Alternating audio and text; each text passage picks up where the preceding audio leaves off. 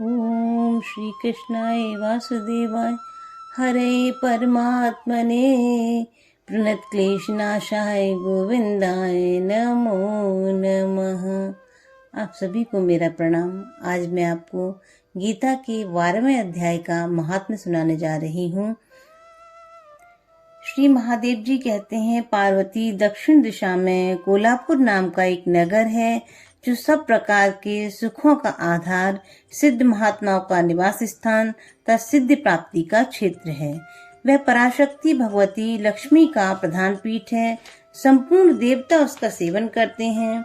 वह पुराण प्रसिद्ध तीर्थ भोग एवं मोक्ष प्रदान करने वाला है। वहाँ करोड़ों तीर्थ और शिवलिंग हैं। रुद्र गया भी वहीं है। वह विशाल नगर लोगों में बहुत विख्यात है। एक दिन कोई युवक पुरुष उस नगर में आया। वह शायद कहीं का राजकुमार था।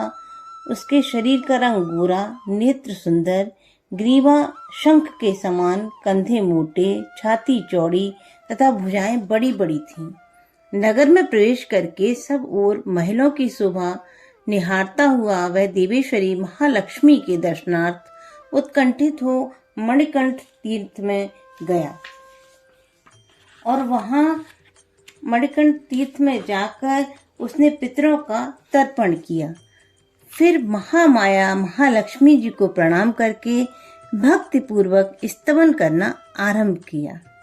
राजकुमार बोला, जिसके हृदय में असीम दया भरी हुई है, जो समस्त कामनाओं को देती तथा अपने कटाक्ष मात्र से सारे जगत की सृष्टि पालन और संहार करती है, उस जगन माता महालक्ष्मी की जय हो।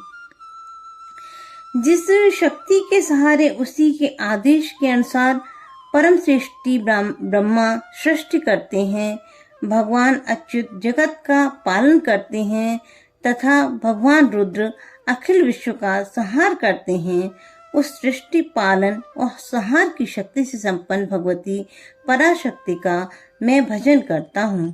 कमले, योगी जन तुम्हारे चरण कमलों का चिंतन करते हैं। कमलालये, तुम अपनी स्वाभाविक सत्ता से ही हमारे समस्त इंद्रिय गोचर विषयों को जानती हो। तुम ही कल्पनाओं के समूह को तथा उसका संकल्प करने वाले मन को उत्पन्न करती हो। इच्छा शक्ति, ज्ञान शक्ति और क्रिया शक्ति, ये सब तुम्हारे ही रूप हैं। तुम परांशवित परम ज्ञान रूपिणी हो। तुम्हारा स्वरूप निष्कल, निर्मल, नित्य, निराकार, निरंजन, अंतरहित, आतंक शून्य, आलम्बहीन तथा निरामय है। देवी, तुम्हारी महिमा का वर्णन करने में कौन समर्थ हो सकता है, जो षट चक्रों का भेदन करके अंतःकरण के 12 स्थानों में विहार करती है। अनाहत, ध्वनि, बिंदु, नाद और कला, ये जिसके स्वरूप हैं, उन माता महालक्ष्मी को मैं प्रणाम करता हूँ। माता, तुम अपने मुख रूपी पूर्ण चंद्रमा से प्रकट होने वाली अमृत राशि को बहाया करती हो। तुम्ही परा, पश्यंती, मध्यमा और बैखरी नामक वाणी हो। मैं तुम्हें नमस्कार करता हूँ। देवी, तुम जगत की रक्षा के लिए अनेक रूप धारण किया करती हो। अंबिके, तुम्ही ब्राह्मी, वैष्णवी तथा माहेश्वरी शक्ति हो।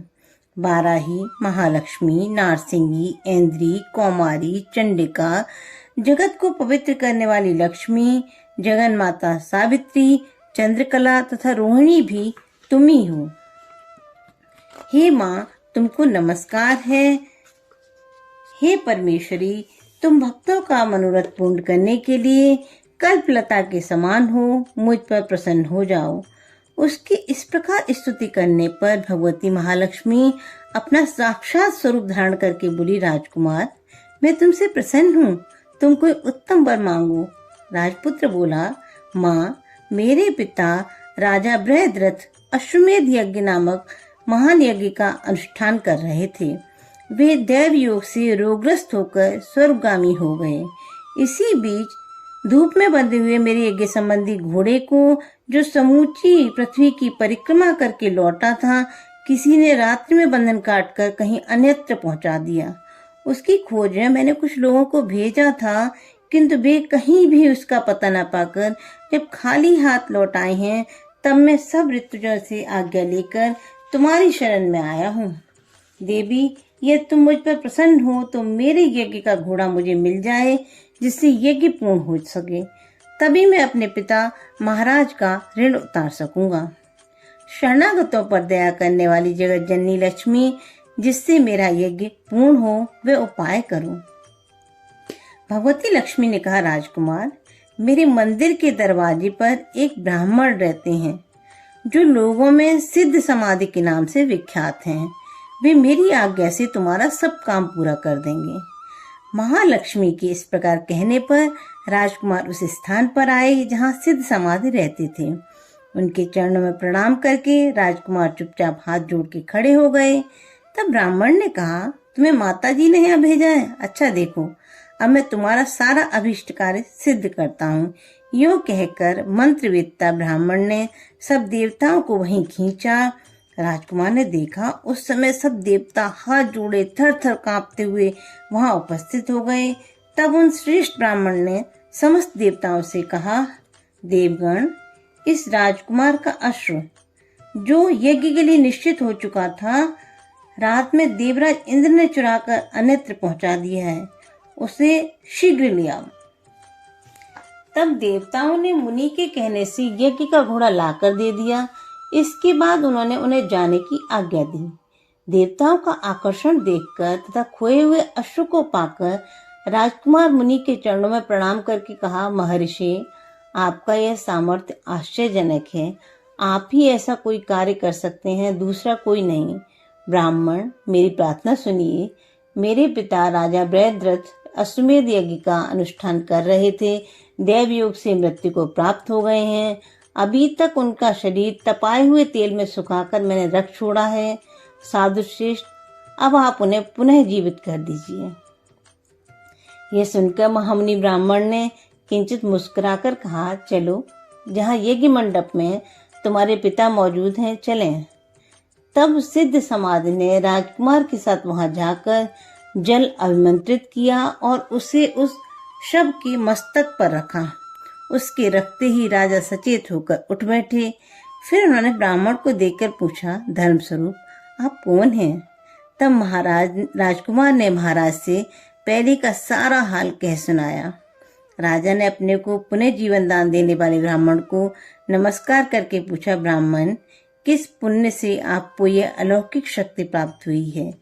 उनके यूं कहने पर ब्राह्मण ने मधुर वाणी में कहा, राजन, मैं प्रतिदिन आलस्य रहित होकर गीता के 12वें अध्याय का जप करता हूँ। उसी से मुझे यह शक्ति मिली है, जिससे तुम्हें जीवन प्राप्त हुआ है। यह सुनकर ब्राह्मणों सहित राजा ने उन ब्रह्म ऋषि से गीता के 12वें अध्याय का अध्ययन किया। उसके महात्म से उन सब की सद्गति हो गई। दूसरे जीव भी उसके पाठ से परम मोक्ष को प्राप्त हो चुके हैं। बोलो श्री कृष्ण भगवान की।